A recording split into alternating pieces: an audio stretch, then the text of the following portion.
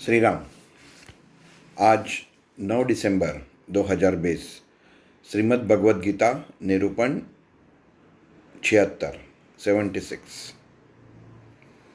भगवान श्री कृष्ण ने आत्मसंयम ये योग होने के बाद मनुष्य अपने इंद्रियों को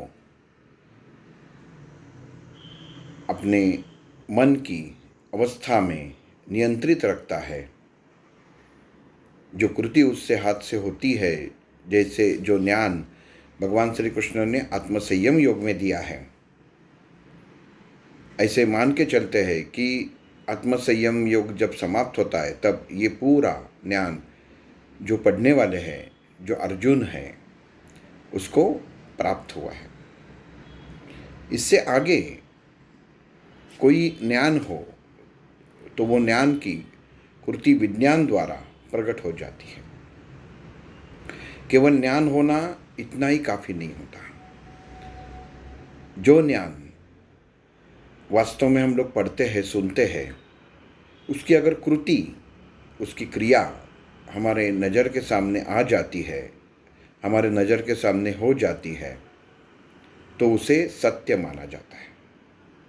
यहाँ पे भगवान श्री कृष्ण अर्जुन को खुद की पहचान आत्मविज्ञान योग में अध्याय 7 श्लोक 4 से 7, यहाँ पे खुद की पहचान, मैं क्या हूँ। अर्जुन के इतने सारे सवाल है, तुम्हारा सच्चा भक्त कौन है, तुमको कैसे पा सकता है इंसान, तुम अपने भक्तों की गणना, तुम अपने भक्तों में अलग अलगपन कैसे देखते हो, उसका कारण क्या है। अगर तुमको केशव पाना है, कोई इंसान को तुम्हारे यहाँ तक पहुँचना है तो क्या करना चाहिए। ऐसे बहुत सारे सवाल अर्जुन मन में लिए हुए जो ज्ञान दे रहा है सामने गुरु तुल्य श्री कृष्ण को, जब उसके मन में सवाल आए तो वो पूछ रहा है। यहाँ पे भगवान श्री कृष्ण अर्जुन को कह रहे कि मनुष्य को, मनुष्य देह जैसे जो पंच तत्वों से बनता है, वैसे ही मन, बुद्धि और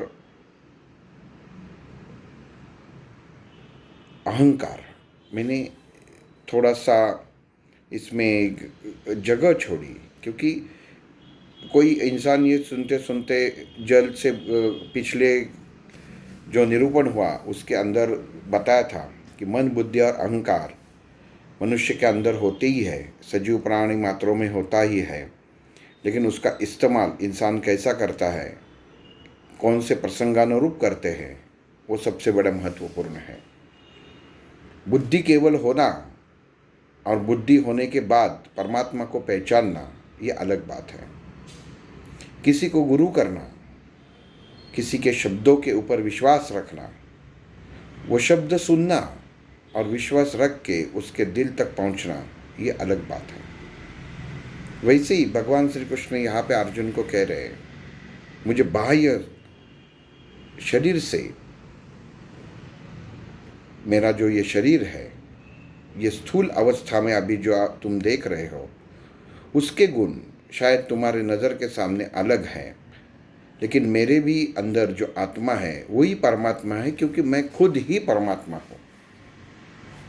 उसे पहचानना ये हर भक्त का काम है, और जो मुझ में शामिल हो जाता है वही इंसान मुझे पा सकता है। तो अर्जुन ने उसके ऊपर भगवान श्री कृष्ण को सवाल किया कि कौन कौन से चीज़ों में तुम्हारा अस्तित्व है। अब देखिए, अर्जुन का भी एक जो बोलते हैं ना कि सर्वसाधारण इंसान का जो एक प्रश्न रहता है कि कहाँ कहाँ पे है। कोई एक विशिष्ट देवता के मंदिर रहते हैं, कहाँ सबसे बड़ा श्रद्धा स्थान कौन सा है, जन्म स्थान कौन सा है, समाधि स्थान कौन सा है, उगम स्थान कौन सा है, ये अलग बात होती है। और वही देवता के अलग अलग मंदिर भी पूरे दुनिया में होते हैं। लेकिन जो महत्व रहता है, जो मूल स्थान को रहता है, वैसे ही अर्जुन भगवान श्री कृष्ण को पूछ रहे हैं कि तुम्हारा अस्तित्व कहाँ कहाँ पे है, पहचाने तो कैसे पहचाने।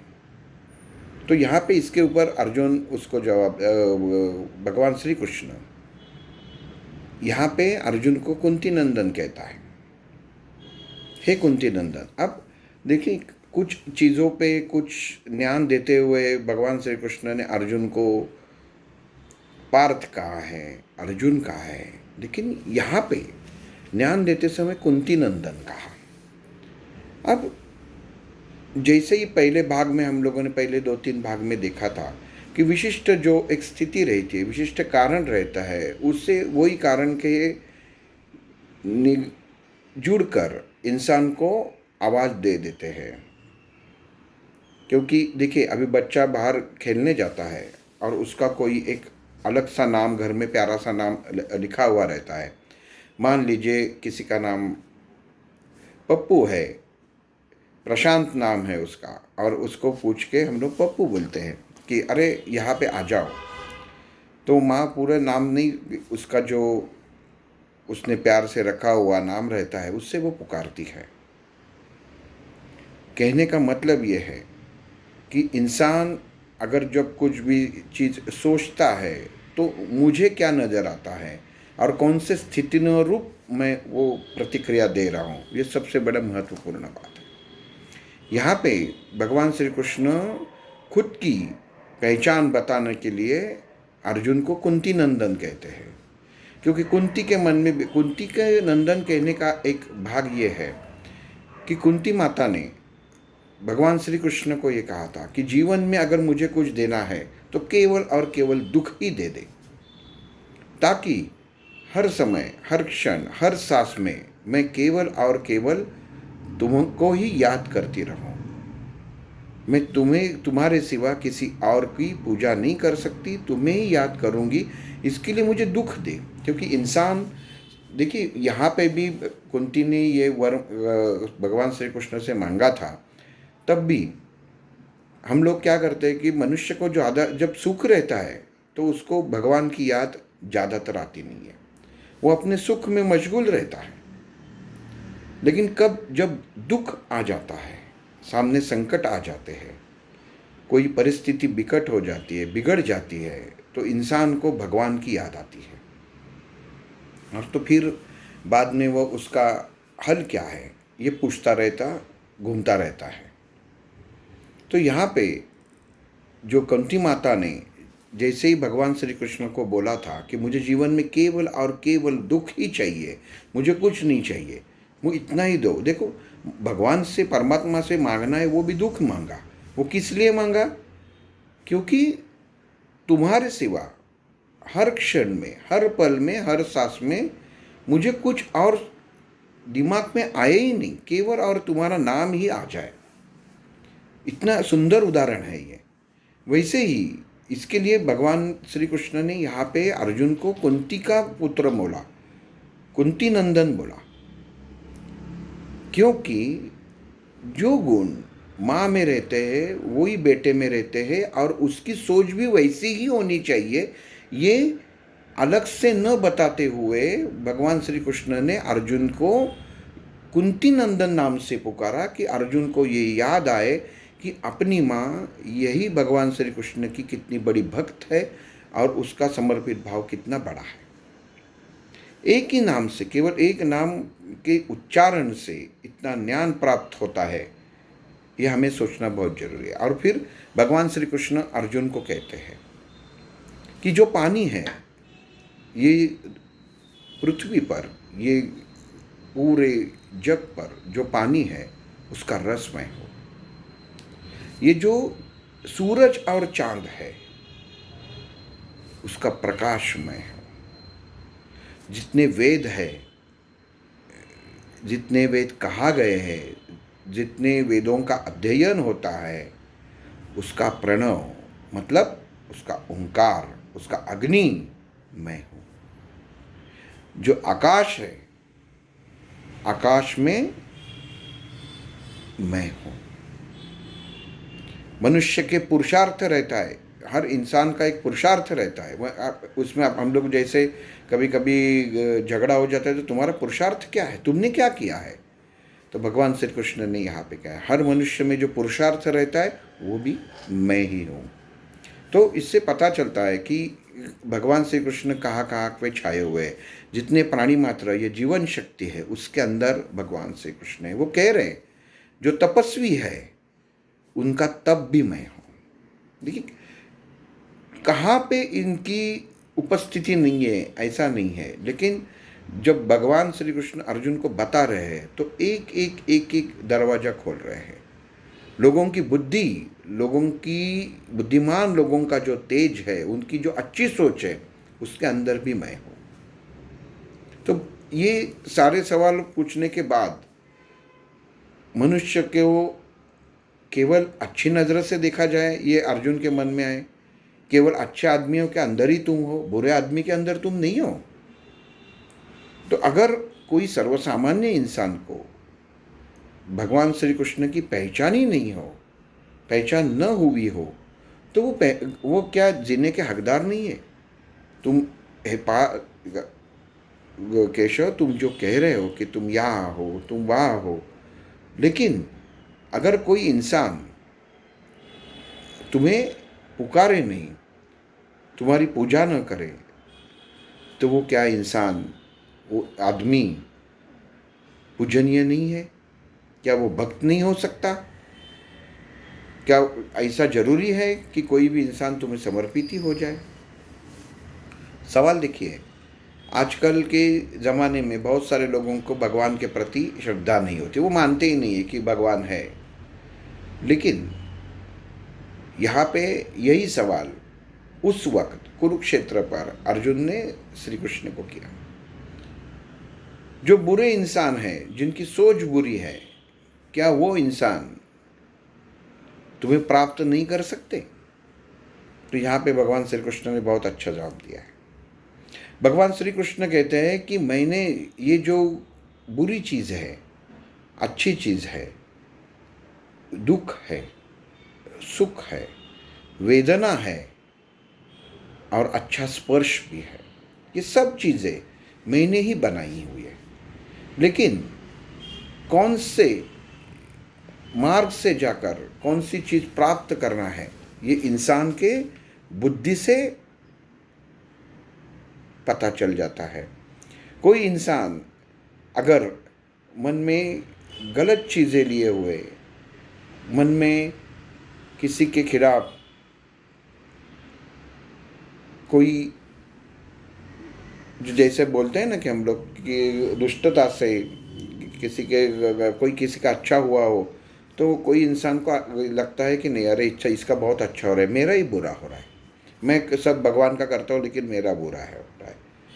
मतलब क्या हुआ कि अगर आप दूसरे की ओर सोच भी गलत रखते हो तो ये एक बुद्धि का ही प्रकार है कि जब तक आपको बुद्धि है, कुबुद्धि है। जैसे 2 अध्याय पहले योग में बताया था, सुबुद्धि और कुबुद्धि, ये जो भगवान ने श्री कृष्ण ने दी है। तो वैसे यहाँ पे भगवान श्री कृष्ण कहते हैं कि वो आदमियों को क्या करना चाहिए मैंने पहले ही बता दिया है कि ये चीज़ें उनको, जब मैंने बुद्धि उनको प्रदान की है तो उनका केवल ध्येय मेरी तरफ ही होना चाहिए, मुझे कैसे प्राप्त करना चाहिए।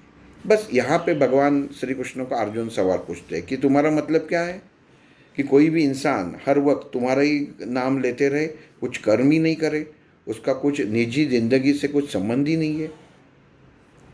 सवाल कितने सही है, ये बहुत ये है, अभी इसमें समझ में आ जाते हैं कि अर्जुन श्री कृष्ण को बोल रहा है कि केवल मैं तुम में ही शामिल हो जाऊँ, इतना ही अगर मेरा जन्म होने के बाद मेरा काम है तो तुमने मुझे जन्म ही क्यों दिया? इंसान को आप क्यों जन्म देते हो और फिर उससे ही अपेक्षा करते हो? क्या ये एक प्रकार का अहंकार नहीं है?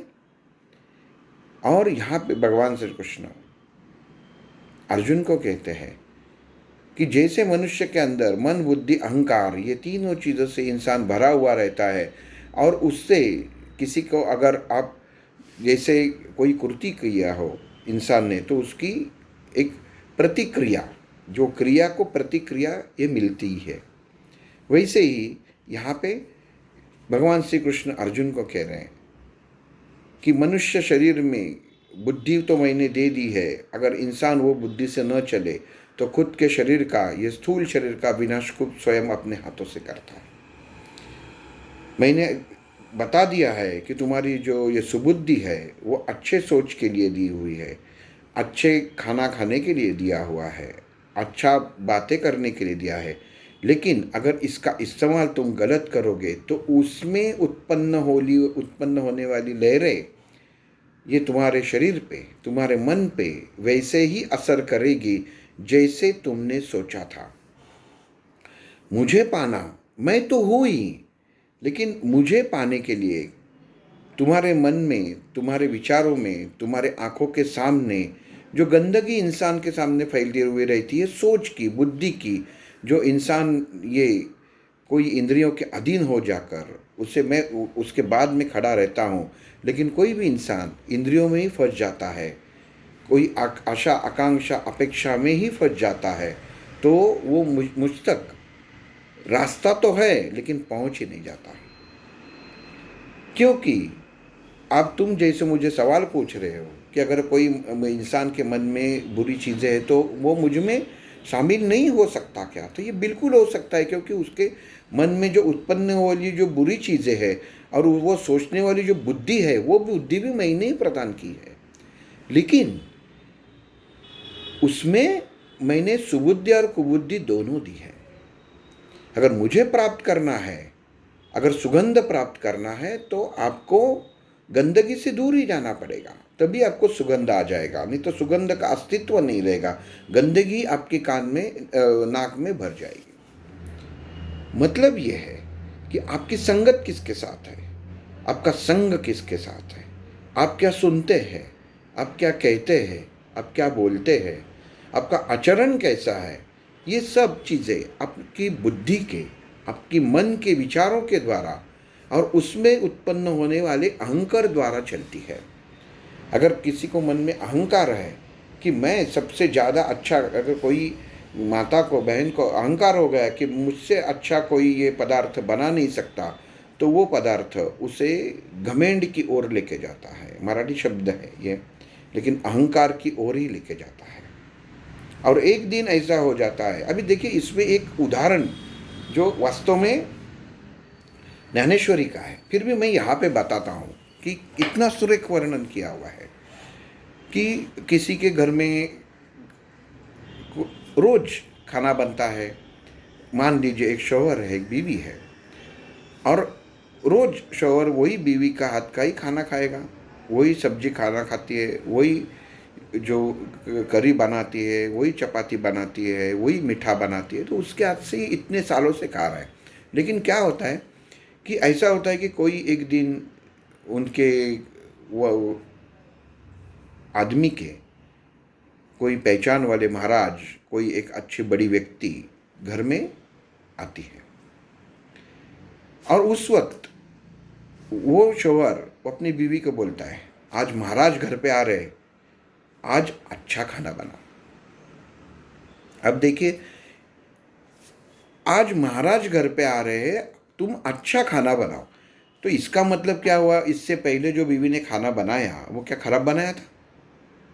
तो नहीं। तो बीवी पूछती है, आज तक मैंने जो खाना बनाया वो तुमने जो खाया वो क्या खराब था, जो तुम आज मुझे बोल रहे हो कि आज महाराज आ रहे, अच्छा खाना बनाओ? इसका मतलब क्या है? इसका अर्थ क्या है? इसका अर्थ यह है कि जो समर्पित भाव है, जो समर्पण है, जो खाना बनाने में जो समर्पण एक औरत, एक माता, एक भगिनी अपने घर में जो उसमें अपना खुद का प्यार डालकर वो कोई भी खाना बनाती है, गुस्से से बनाती है, नहीं तो प्यार से बनाती है, दोनों में से ही एक चीज़ रहती है। लेकिन ये कहने की, ये मन में एक शंका, वो शौहर के मन में वो शंका उपस्थित हो गई कि अच्छा खाना बनाओ। उसने बोल के दिखाया बीवी को और झगड़े की शुरुआत की कि तुम हमेशा बनाती हो अच्छा, लेकिन आज अच्छा बनाओ। तो ये बोलने का ज़रूरत नहीं, हमेशा का जैसे तुम खाना बनाओ, यही बोलना ज़रूरी था। वैसे ही यहाँ पे भगवान श्री कृष्ण अर्जुन को कहते हैं, ये इंसान की बुद्धि की सोच है कि वो अपनी बुद्धि का इस्तेमाल, अपना मन का इस्तेमाल और उसका अपने अहंकार का इस्तेमाल कैसे करता है। अब यहाँ पे देखो, वो माता भगिनी को अहंकार हो गया, उसको गुस्सा आ गया कि मैं इतने सालों से इनको खिला रही हूँ अच्छी तरह से और आज मुझे बोल रहे अच्छा बनाओ। उसके मन में जो छुपा अहंकार है, आप बोलेंगे इसमें से अहंकार की क्या बात हो गई, इसमें अहंकार कैसा? क्योंकि उसको मालूम मैं अच्छा खाना बनाती हूँ, ये मन में विचार आना भी एक अहंकार का कारण बन सकता है। ये भी छोड़ना है। जो भगवान श्री कृष्ण कह रहे हैं कि आपको छोड़ना क्या क्या है, तो ये भी छोड़ना है कि आप मन में वो विचार भी नहीं ला सकते। और क्या गलत है ये? तुरंत अर्जुन ने प्रश्न पूछा, मेरे मन में अगर अच्छा ख्याल आता है वो क्या गलत है? तो तुम पक्का कहना क्या चाहते हो केशव? मैं ये नहीं करूँ, सर्वसामान्य इंसान वो नहीं करे, मैं अच्छी सोच नहीं करूँ। अभी तुम ही बोल रहे हो मैं सूरज और चांद का प्रकाश हूँ, और आप तुम ही मुझे बोल रहे हो कि तुम मेरी ही पूजा करो। तो इसका मतलब क्या है? तुम्हें मालूम है केशव कि जब इंद्र ने, जब गोकुल में एक ऐसा प्रसंग हुआ था कि जब लोग गोवर्धन पर्वत की पूजा करने लगे, तो इंद्र को, देववर इंद्र को गुस्सा आ गया कि ये लोगों ने मेरी पूजा करनी चाहिए।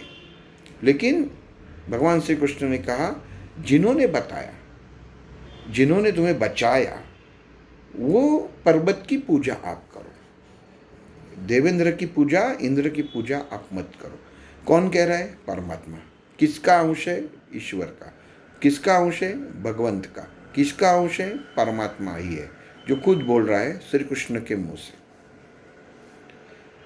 तो ऐसे सवाल, ऐसे प्रसंग मनुष्य के जीवन में विचार करने में जो अर्जुन के मन में सवाल हुए तो आते ही है कि जो भगवान श्री कृष्ण है, परमात्मा है, वो सामने वालों कहते हैं मुझ में ही शामिल हो जाओ, और यहाँ पे अपने गोकुल में कह रहे कि देव वगैरह कुछ नहीं, आप पर्वत की पूजा करो, जो आपको पालता है, जो आपको चारा देता है, जो आपका अपनी गायों का खाना, जो उसके ऊपर जो घास मिलती है वो खाना होता है।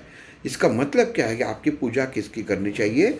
तो ये एक प्रकार की सोच है कि इंसान की बुद्धि ने ये ठीक से सोचना चाहिए कि भगवान श्री कृष्ण ने यहाँ पे एक चीज़ मुंह से नहीं बताई, लेकिन हम लोगों को समझनी चाहिए कि इंसान का कर्म, इंसान का काम जो है ना, वो सबसे बड़ा महत्वपूर्ण है।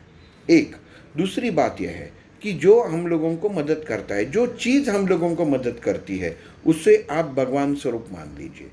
अगर कोई छाता, आपको धूप लग रही हो, बारिश हो रही हो, अगर वो छाता आपका रक्षण करता है, तो वो छाता उस वक्त भगवान का रूप लेके आपके साथ खड़ा रहता है, जिससे आप बच जाते हैं। सर्वसामान्य विचारों से आप सोचोगे तो एक एक बात समझ में आ जाएगी। यहाँ पे आत्मविज्ञान योग में कुछ बातें, कुछ चीज़ें ऐसी है कि समझने में थोड़ी गड़बड़ हो जाती है, पता चलने में, प्राप्त करने में, उसको हजम करने में थोड़ी सी वैचारिकता हम लोगों को बढ़ानी पड़ेगी, क्योंकि ये आगे एक दो निरूपण ऐसे आ जाएंगे कि जिसमें हम लोगों को सोचना है कि एक पक्का, एक भगवान श्री कृष्ण कहना क्या चाहते हैं। एक तो कह रहे हैं कि मुझ में शामिल हो जाओ, अगर जो मुझ में शामिल हो जाता है तो इंसान को कोई सुख दुख रहता ही नहीं है, और फिर भी उसके बावजूद भी बोल रहा है कि मनुष्य के जीवन में सुख दुख जो पैदा हो जाते हैं वो मेरी ही वजह से हो जाते हैं। तो अर्जुन ही संभ्रमित अवस्था हो गए तो हम लोग भी हो जाएंगे कि मेरे मन में उभरने वाला चैतन्य, आनंद, ये वही परमात्मा की वजह से है, और मेरे मन में उभरने वाला दुख ये भी परमात्मा की वजह से। तो मैं कहाँ पे जाऊँ? मैं कौन से श्री कृष्ण को नमस्कार करूँ? मैं किसको, कौन से परमात्मा को और खींचा जाऊं, किसी की ओर मेरी आसक्ति बढ़ाऊं? ये अर्जुन के मन में जो सवाल आए वो सर्वसामान्य इंसान के ही सवाल है, और इसी का जवाब भगवान श्री कृष्ण दे रहे हैं कि मैं तो सब में ही हूँ, ये जो सृष्टि है वो मेरी वजह से है, लेकिन फिर भी इंसान मुझ तक नहीं पहुंच जाता। ये जो बीच में मन में न समझने वाली बातें हैं ना, यही भगवान श्री कृष्ण अर्जुन के साथ कह रहे हैं। और अर्जुन को मन में एक सवाल की जगह 100 सवाल खड़े होते हैं। ये क्या कह रहे हैं कि ये ऐसा, इसमें मैं ही करता हूँ और मैं ही ना करता हूँ, मतलब क्या है, मैं किधर जाऊँ, मैं पक्का क्या समझूँ।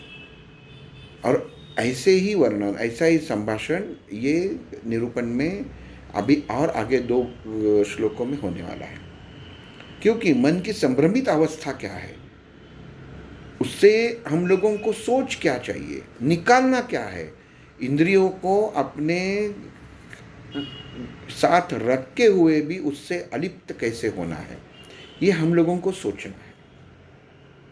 सुबुद्धि और कुबुद्धि भगवान श्री कृष्ण ने हम लोगों को प्रदान की है, लेकिन सोच, अगर कोई अच्छी चीज़ हम लोगों को वहाँ तक अगर पहुँचना है, जैसे एक हम लोग फणस लेते हैं, फणस का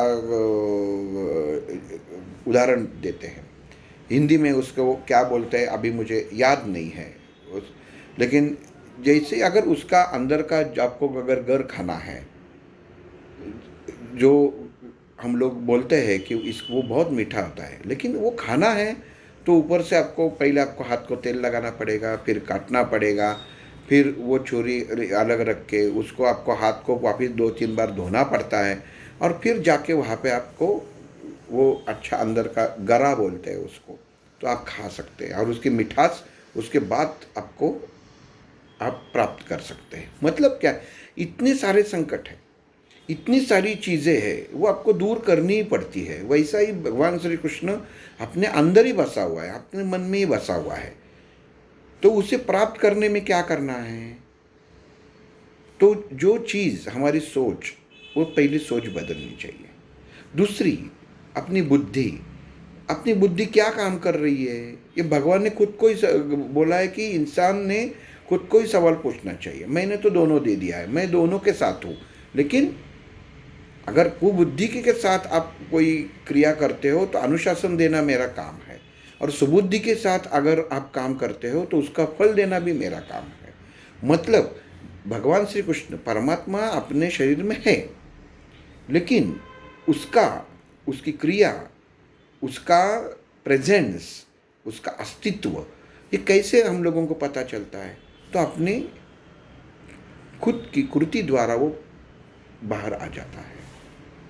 कोई जो खून मारामारी करता है, जो किसी को किसी माँ बहन के साथ बलात्कार करता है, क्या आप कहेंगे कि भगवान श्री कृष्ण उसके साथ, इसके भी शरीर में है, तो उन्होंने वहाँ पे रोका क्यों नहीं? तो ऐसा नहीं होता। ये मनुष्य के मन में उभरने वाले सवाल तो पक्का जरूरी है, और सही सवाल है कि अगर हर इंसान के मन में, शरीर में अगर परमात्मा स्थित है, तो वो बुद्धि वो इंसान को देता ही क्यों है। लेकिन यही भगवान ने समझाने की कोशिश की है, और भगवान समझा रहा है कि दोनों मैंने आपको दिया हुआ है, और दोनों में से एक का चयन किसका करना है वो आपके कर्मों के अनुसार निर्भर है, और वो हिसाब से ही, वो निर्भरता की हिसाब से ही आपको आगे उसका फल मिलने वाला है। मेरा काम केवल है आपके शरीर में चैतन्यमय स्थिति जागरूक रखना है। जो इंसान गलत काम करता है वो परमात्मा तक पहुंचता ही नहीं है। अगर परमात्मा तक पहुंचा ही नहीं तो उसके विचार भी गैर ही हो जाएंगे। ये सब चीज़ें इसके लिए कह रहा हूँ क्योंकि ये 7वां अध्याय आत्मविज्ञान योग, ये विज्ञान है। कोई भी विज्ञान देखिए, जब पूरा ठीक तरीके से पता चल जाता है ना तो वो आसान लगता है, लेकिन जब तक मालूम नहीं होता तब तक वो क्या है, कुछ चीज़ें कैसी है वो पता नहीं चलती। लेकिन जैसे जैसे ज्ञान दृढ़ होता जाता रहता है, बुद्धि सोचने लगती है, इंसान ये यहाँ तक तो 4 श्लोक तो मुझे ऐसा लग रहा है कि भगवान श्री कृष्ण कह रहे हैं कि मनुष्य को खुद का ही अध्ययन करना बहुत जरूरी है। खुद के मन का, खुद के विचारों का अध्ययन करना बहुत जरूरी है। वो अगर करता है तो वो मेरी तरफ पहला कदम बढ़ाता है। यहाँ पे आज हम लोग रुकेंगे क्योंकि ये निरूपण पे खुद को सोचना बहुत है, और क्या सोचना है उसका प्रश्न भी आपके मन में ही उभरना बहुत ज़रूरी है कि अपने पास है, लेकिन अगर कोई एक मूल रूप में मीन्स रॉ मटेरियल में हीरा आपके हाथ में दे तो उसका मूल्य नहीं रहता, लेकिन जब उसके पहलू कोई जौहरी के हाथ में उसको जाता है, जो वो पहलू उसको बनाता है, और जब वो हाथ में हीरा देता है तभी वो कीमत बन जाती है। तो परमात्मा अपने पास है ही, लेकिन उसको पहलू, उसको क्लीन, उसको स्वच्छ करने का काम, उसकी बुद्धि तो हमारी ही चलनी है, हमारे ही विचार चल रहे हैं, हमारी विचारधारा कैसी चलती है, उसके बलबूते के ऊपर ही हम लोग ये परमात्मा तक पहुंच जाएंगे। उससे आगे भगवान श्री कृष्ण को अर्जुन क्या सवाल पूछते हैं वो अगले निरूपण में देखेंगे। श्री राम।